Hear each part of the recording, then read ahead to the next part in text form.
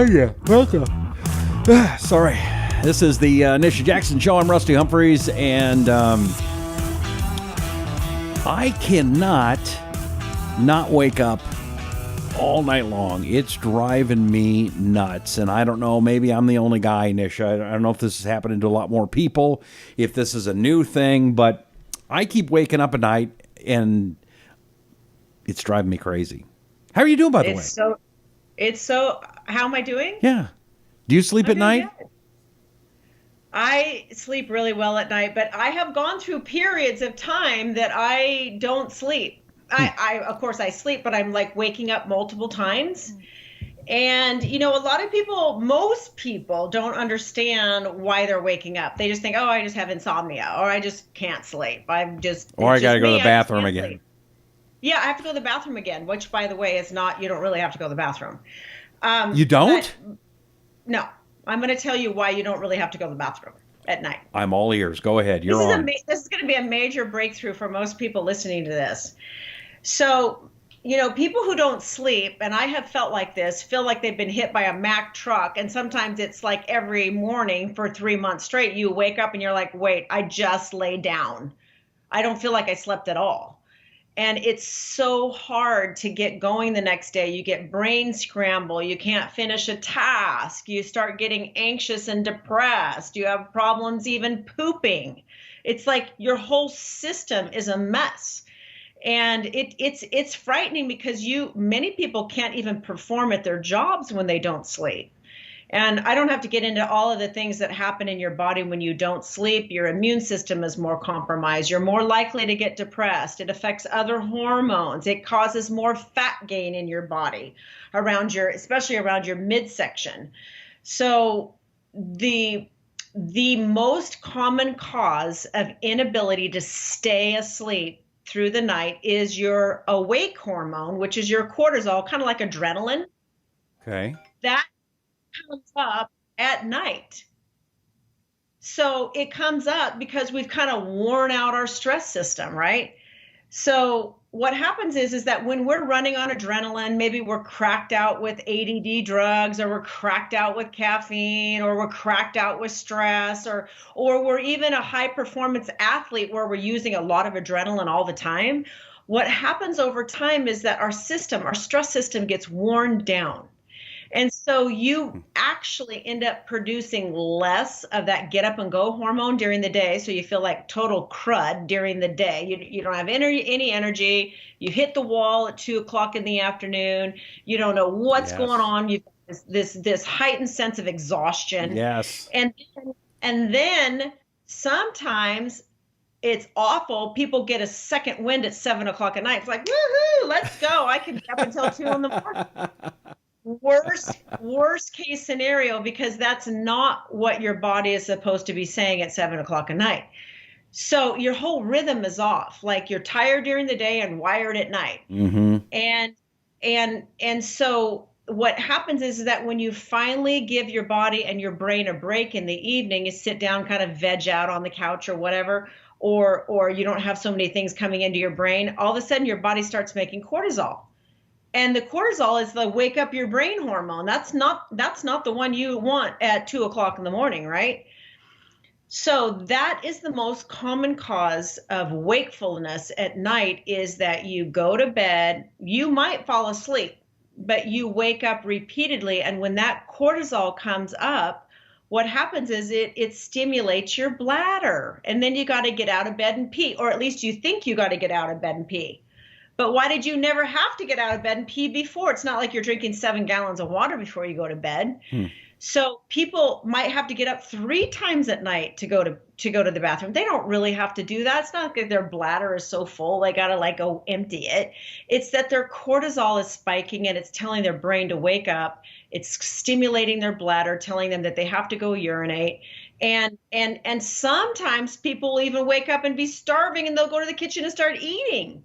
So this is a dysrhythm of cortisol. So that's what we have to correct if you want to correct your wakefulness, is we got to correct the rhythm. Okay. So one of the things that's super important to correct the rhythm is to not give your body anything when you go to bed that would cause your blood sugar to dive in the middle of the night. So let's just use ice cream. Let's use ice cream as a treat that's really delicious to have before you go to bed, or sometime in the evening after dinner. I've heard of people eating ice cream at night. I think some people have actually tried that. I think some people have done it. Yeah. So or any sugary treat, anything, just pick whatever you want. Any sugary, floury treat at bedtime. Or not even at bedtime, any time in the evening. So what happens is your glucose level goes up, your insulin goes up with it, and then it might stay up for 2 to 3 hours, depending on how close you ate it to bedtime, right? So guess when that blood sugar is going to come down? It's going to drop sometime around, well, depending on when you go to bed and what time you ate this, but it's going to drop around 1 o'clock, 2 o'clock, 3 o'clock in the morning. And then guess what it's going to do? Your blood sugar drops, which then spikes your cortisol, your wake-up hormone, and all of a sudden, ding, ding, ding, ding, I'm awake. And it's not like, oh, I'm awake, I got to go to the bathroom, and then I'm going to collapse back into bed. It's like, I'm awake, my brain's racing, I'm thinking about all the things I need to do the next day, and the car payment I didn't make yesterday, and my daughter that I didn't call back the day before, and an argument you had with your boss. Your brain's going nuts. Right. And so that is cortisol stimulating your whole system to wake up because it thinks it's morning. Mm-hmm. Like your blood sugar crashed, it stimulated cortisol, now you're awake. So that's one of the things that you could stop doing that would not allow your blood sugar to drop in the middle of the night, that would cause cortisol to go up. The other thing is drinking. So if people drink, and most people will say, I can have a glass of wine, but if I have 2, I can't sleep. Or I can get to sleep, but I start waking up. Or I sleep all night, and then I wake up the next day and I feel terrible, like foggy brain. Mm-hmm. So alcohol really does this because it's all about glucose again, right? Blood sugar regulation. So the other thing is that our bodies are really used to being scheduled. So just like we did when our children were young, most of us who are listening to this have had children, or they're familiar with children. They've had brothers and sisters. And what we do with little kids is we schedule them, right? Well, they should be scheduled. So you get them ready for bed. No one's running around screaming 5 minutes before you put a little baby to bed, right? You're quiet, you're rubbing their back, you're giving them a bath, you're turning down the TV, you're kind of preparing their body for sleep. Yes. But we don't do that as adults. There's no preparation. We go, full bore until bedtime, running around trying to get, have a party, have some more drinks, have some ice cream, do a couple more loads of laundry, answer 75 emails, get really stimulated with a crazy, TV series you're watching that's like completely disturbing to your brain, and then just throw yourself into bed and hope to God you can sleep. You got to go on Facebook first too. Yeah, go on Facebook and get more depressed. Right. So this is kind of like the situation. I think most people listen to this can go, oh my gosh, I totally do that every night.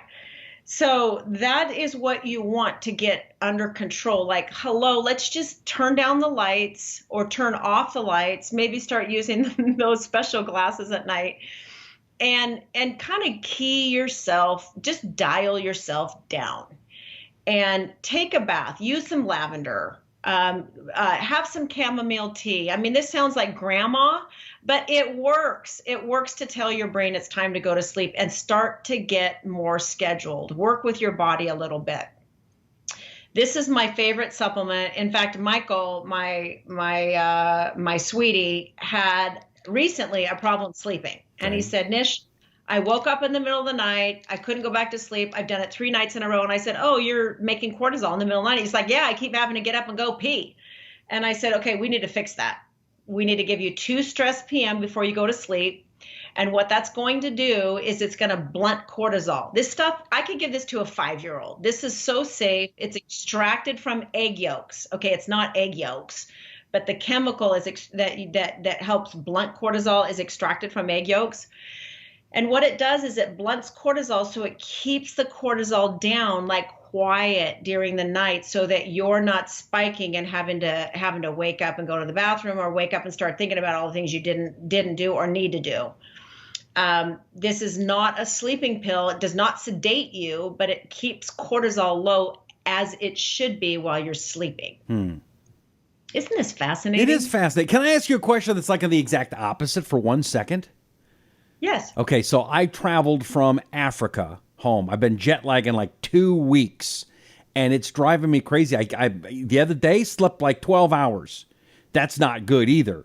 Is that what would you suggest for something like that? AM stress?